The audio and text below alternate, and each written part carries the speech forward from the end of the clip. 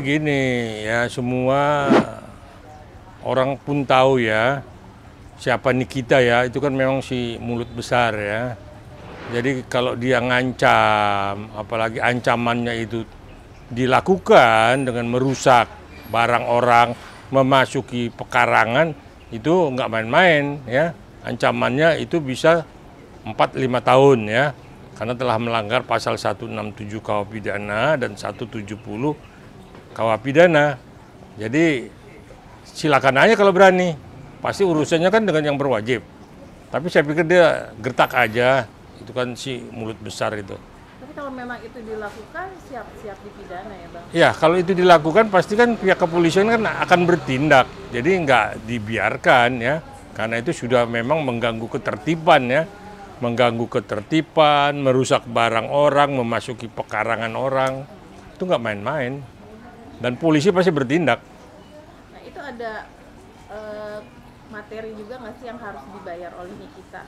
Nah, kalau nanti ternyata juga itu ancamannya itu ternyata dibuktikan dengan Nikita masuk merusak, itu nanti bisa dia juga kena pidana dan bisa digugat perdata untuk ganti rugi. Jadi dari segi pidana dia bisa ditahan, dari segi materi dia pun bisa digugat perdata untuk ganti rugi. Tapi dia berani bicara seperti itu, pasti kan seorang Nikita tahu konsekuensi hukum ya Bang ya? Ya, semua tahu Nikita lah, berani bicara, berani bertindak, dan juga kadang kan pasang badan juga. Ya tapi kita lihat aja apakah ini memang dia sudah emosinya di tingkat dewa sehingga dia berani dan merasa kuat. Ya, jalankan aja, pasti kan polisi nggak tinggal diam. Keluarganya si Fadel pun akan bertindak, ya artinya akan melaporkan itu kepada yang berwajib. Tapi Bang, Nikita sampai harus membawa Loli ke safe house, itu berarti memang bahaya banget ancamannya ya Bang? Jadi Loli itu sudah memang bukan lagi di bawah umur ya, dia sudah dewasa, dia pun sudah juga mempunyai tanggung jawab hukum. Dan semua tindakannya juga memang berdasarkan hukum. Kalau dia melanggar hukum, pasti juga tanpa mamanya, tanpa ibunya Nikita sendiri, dia bisa dipidana kalau dia melakukan hal-hal yang memang satu perbuatan pelanggaran hukum. Berarti secara tidak langsung Nikita juga menjerumuskan anaknya ke hukum dong, karena kan dia mengungkap bahwa Loli telah melakukan aborsi. Ya, itu kan mesti dibuktikan dulu ya, dia pertama aborsinya di mana, dengan bidan atau dengan dokter mana dia aborsi ya. Jadi kalau itu hanya tuduhan tapi tidak ditindaklanjuti dengan pelaporan, membuat LP, tetapi dengan nanti dari penyidikan polisi, dari penyelidikan ke penyidikan, apakah benar nanti aborsi itu terjadi, kan yang tahu kan pihak kepolisian sama si Loli sendiri sama si Fadel kalau memang itu benar. Tapi kok Abang tadi bilang bahwa Loli ini sudah bukan di bawah umur, tapi kalau statement dari Nikita Loli ini masih di bawah umur. Berapa umurnya Loli? Di bawah 17 ya. Harus dilihat itu ya Bang ya. Ya, artinya kalau ternyata Loli di bawah umur dan dia juga masuk dalam perlindungan anak kan, ada undang-undang perlindungan anak kan, terus Fadel melakukan perzinahan atau perselingkuhan dengan Loli, itu juga si Fadel ini juga bisa ditangkap. Artinya tinggal dibuktikan ya, artinya sekalipun memang nafsu, tapi kalau masih di bawah umur, ya pasti Fadel juga kena ya.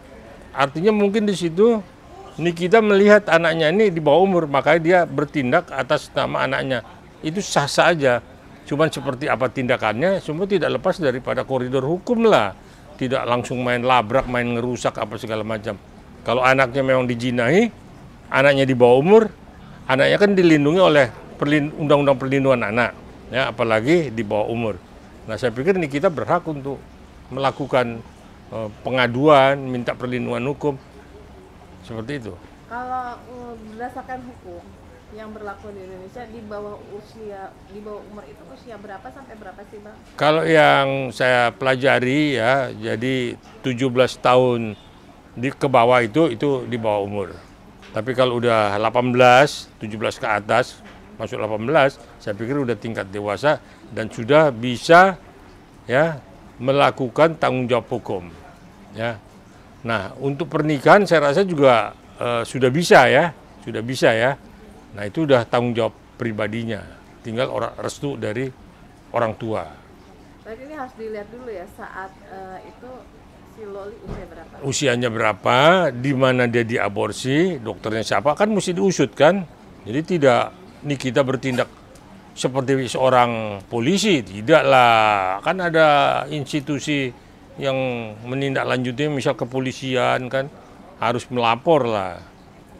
Nah, kalau memang ternyata itu di bawah umur ya Fadel siap-siap di penjara. Siap, Fadel mesti mempertanggungjawabkan itu ya, dan itu nggak main-main. Bisa 7-8 tahun si Fadel masuk itu nanti.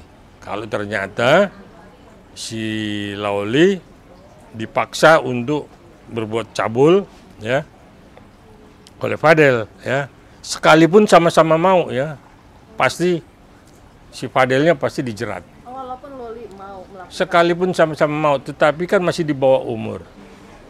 Mesti hati-hati itu. Keluarganya Fadel itu memberikan ancaman melalui akun gosip Lambe Danu di media sosial bahwa tolong sampaikan ke Ani Ani Lonte. Dia menggunakan kalimat Ani Ani Lonte untuk Lora, ibunya Lora yaitu Nikita Mirzani. Jangan main-main dengan keluarga Bajide. Berani robohkan rumah, maka habis keluarga dia di tangan keluarga Bajide. Dan kita sudah tahu tempat Loli berada, safe house-nya itu di mana, berkat Fitri Sahulteru. Nah, dalam waktu dekat mereka akan mengambil paksa Loli dan keluarganya akan kita bunuh seperti di NTT karena Loli dianggap sudah membuat malu keluarga Bajide. Ya, saya pikir silakan aja ya mengancam ya. Tapi kan itu juga sudah memang membuat resah ya. Mungkin nih kita juga bisa minta perlindungan kepolisian ya, bahwa ada ancaman demikian supaya tidak terlanjur ya ancaman ini dilakukan ya. Tapi semua dalam lindungan hukum, nggak ada yang bisa memang melawan hukum ya. Kalaupun dia mengancam tapi tidak melakukan ancaman itu, tidak membuktikan ancaman itu ya, itu mungkin tidak masalah ya. Tapi kalau Nikita merasa juga terancam, dia bisa minta perlindungan hukum, minta bantuan kepolisian untuk mengusut ini karena ada ancaman ya. Tapi Nikita bisa nggak sih melaporkan tulisan keluarga? Bisa, itu udah ancaman, itu udah benar ancaman, nggak main-main. Kalau sempat kejadian nanti, polisi bisa bertindak. Gitu. Iyalah, itu juga itu kan bukti udah kan, bukti ancaman dan itu bisa polisi bertindak. Kalau lisan mungkin nggak ada bukti ya, tapi kalau sudah di dalam tulisan, dalam chat, dia mengancam jiwa seseorang, apalagi sampai seperti contoh di NTT, saya pikir nggak main-main. Itu harus memang diusut ya. Berarti bisa dilaporkan ya? Bisa dilaporkan sekalipun memang belum terlaksana, tetapi itu udah kena pidana karena telah mengancam seseorang untuk dibunuh ya.